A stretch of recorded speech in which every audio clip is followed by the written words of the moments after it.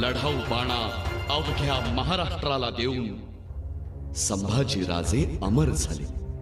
त्यांना महाराष्ट्रातल्या प्रत्येक माणसाने आपल्या हृदयात सामावून घेतलं. संभाजी राजांच्या अतुलनीय हौतात्म्याने स्वराज्यात स्फुल्लिंग पेटला. अवघा मराठा आतून थडाडत पेटून उठला.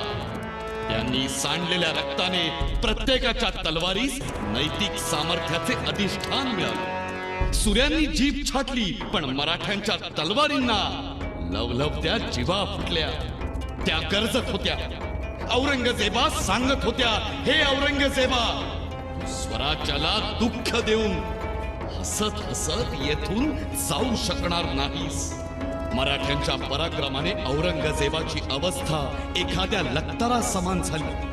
अखेरीस लढवय्या मराठ्यांनी संभाजी राजांचं स्वप्न साकार केलं. औरंगजेबाला अहमदनगरच्या भिंगार गावात प्राण सोडायला लागले.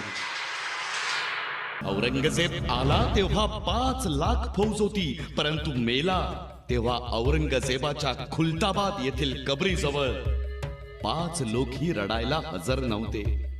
ही किमया होती संभाजी राजांच्या लढाऊ पाण्याची.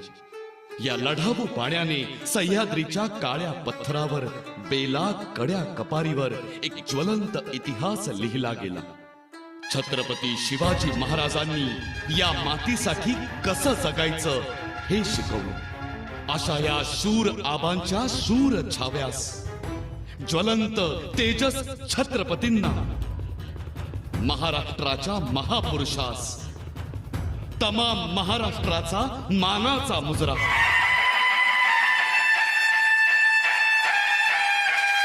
जगदंब